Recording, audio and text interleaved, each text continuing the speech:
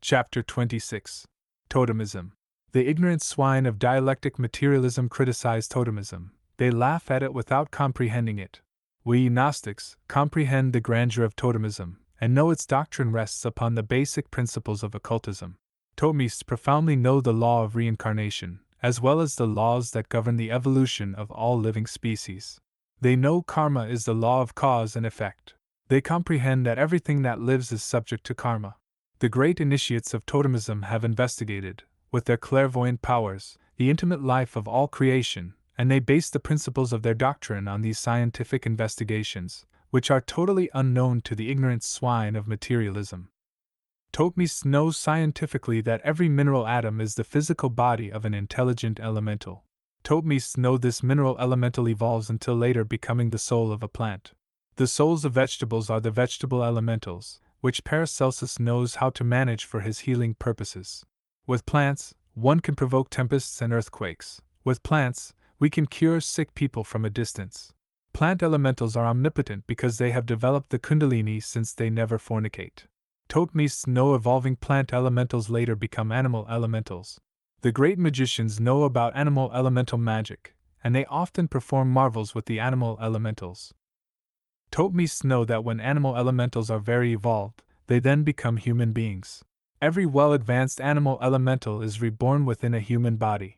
Totemist priests wisely state that if the human being does evil, he may involute, regressing until he becomes an animal again. This is true. Every perverse human being reverts to the animal state. He can be reborn as an animal many times, but then he is converted, he transforms into an animal in the astral plane. So, this claim of totemism is true. It is also very true that perverse people can really be reborn in the bodies of ferocious animals. Other cases exist in which the purest soul of a saint reincarnates into some species of animal in order to help it and elevate it to a superior level of consciousness. Therefore, the principles of totemism are exact. Totemists know the law of karma profoundly, and know that the fate of every human being is the outcome of karma from past lives. In tribes where totemism reigns, they traditionally venerate a particular plant or mineral elemental they know through direct experience.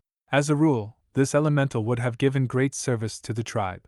When the totem is a tree, they carve human figures into the trunk of that species. Now we have an explanation for all those myths and strange fables that speak of strange beings, half man, half animal, like the centaurs, the minotaurs, the sphinx, etc. Those strange images of totemism are true treasure troves containing gems of wisdom that are totally unknown to the swine of materialism.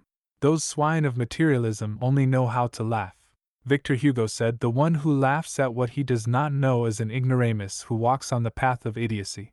In totemism, it is forbidden to kill the animal considered the totem. This animal has been anointed from among those of its species because it reunites determined secret characteristics only clairvoyance can recognize. The wise Totemist priests venerate the animal or plant elemental that serves as a vehicle for the divinity. This creature is much cared for, and its death is only possible with a very sacred liturgy and several days of general mourning. This is not understood by ignorant civilized people because they have divorced themselves from great nature. However, the totem priests do understand it. We find traces of totemism in all religious cults. Hindus venerate the white cow, Chaldeans, the humble lamb, Egyptians, the ox, Arabs, the camel, Inca, the llama, Mexicans, the dog and the hummingbird. Primeval Gnostic Christians worship the lamb, the fish, and the white dove as symbols of the Holy Spirit. Specific plant or animal elementals have always been revered. We have to recognize that these elemental creatures are omnipotent because they have not left Eden. The great plant elementals are true angels who work for all humanity in the etheric plane or region of magnetic fields. Plant elementals reproduce by means of sexual magic. Sacred copulation exists among the plant elementals, and the seed passes to the womb without the necessity of ejaculating the semen. Each animal is the body of an elemental. Each plant is the physical body of an elemental. These elementals are sacred, and perform marvels in Eden. The most powerful elementals are venerated through the totem.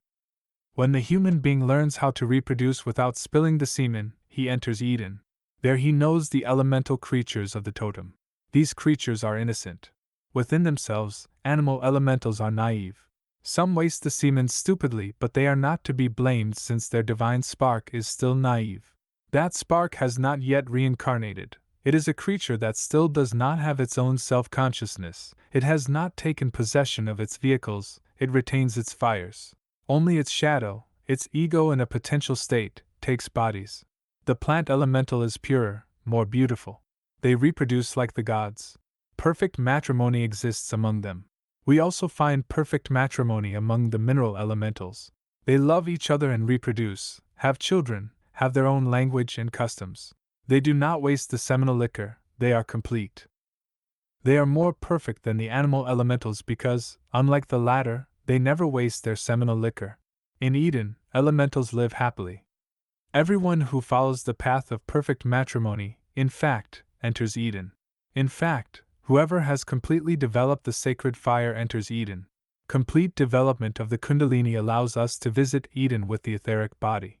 Eden is the etheric plane, a region of intense blue where only happiness reigns.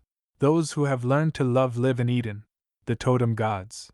Gods exist, and Christianity worships them with the names of angels, archangels, seraphim, virtues, thrones, etc.